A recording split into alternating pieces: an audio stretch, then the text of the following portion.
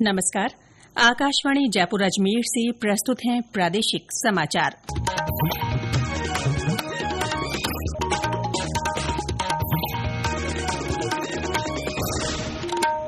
समाचारों के साथ मैं रितिका गुप्ता। प्रधानमंत्री नरेंद्र मोदी ने कहा है कि दूरसंचार क्षेत्र में देश की सफलता आत्मनिर्भर भारत के दृष्टिकोण की मजबूती को दर्शाती है। उन्होंने कहा कि आज देश के हर जिले में 5G कवरेज है। श्री मोदी आज नई दिल्ली के यशोभूमि में इंडिया मोबाइल कांग्रेस 2025 के 9वें संस्करण का उद्घाटन करने के बाद कार्यक्रम को संबोधित कर रहे थे। प्रधानमंत्री ने कहा कि देश में डिजिटल कनेक्टिविटी अब केवल एक विशेष अधिकार या विलासिता नहीं रह गई है, बल्कि ये प्रत्येक भारतीय के जीवन का अभिन्न अंग बन गई है। इस अवसर पर संचार मंत्री ज्योतिरादित्य सिंधिया ने कहा कि देश की दूरसंचार क्रांति 4D democracy, demography, digital first और डिलीवरी पर आधारित है।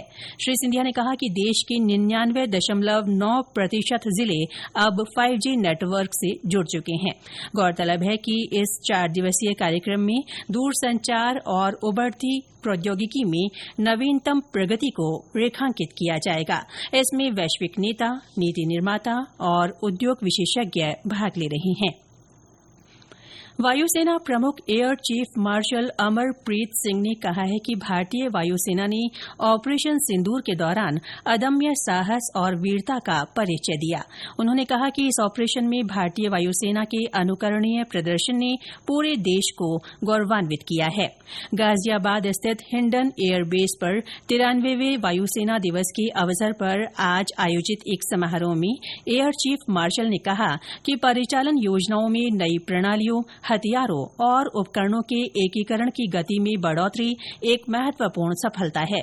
समारोह में झुंझुनू जिले के सपूत शहीद सार्जेंट सुरेंद्र मोगा को वायुसेना मेडल से सम्मानित किया गया। शहीद की वीरांगना सीमा मोगा ने वायुसेना प्रमुख से ये मेडल प्राप्त किया।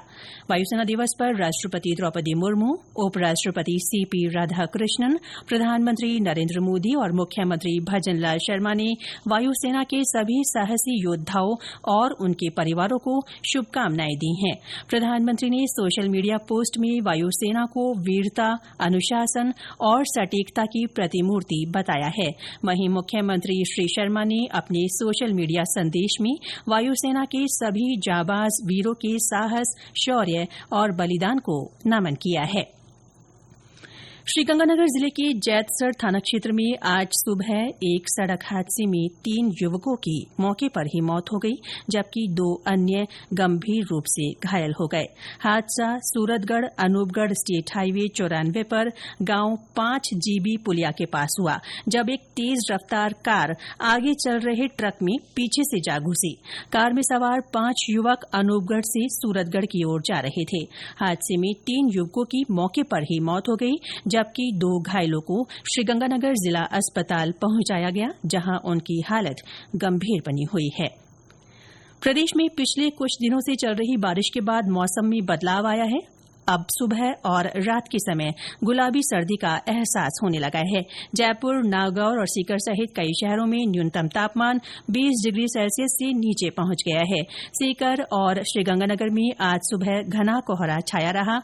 ग्रामीण इलाकों में दृश्यता कम रही, जिससे लोगों को आवाजाही में परेशानी का सामना करना पड़ा। मौसम विभाग के अनुसार पिछले 24 घंटों में राज्य में सर्वाधिक 43 मिलीमीटर बारिश धौलपुर के बाड़ी में दर्ज की गई। प्रदेश में सबसे कम 17.5 डिग्री सेल्सियस न्यूनतम तापमान पिलानी में रिकॉर्ड किया गया। विभाग के अनुसार प्रदेश में आगामी दिनों में मौसम शुष्क रहने की संभावना है।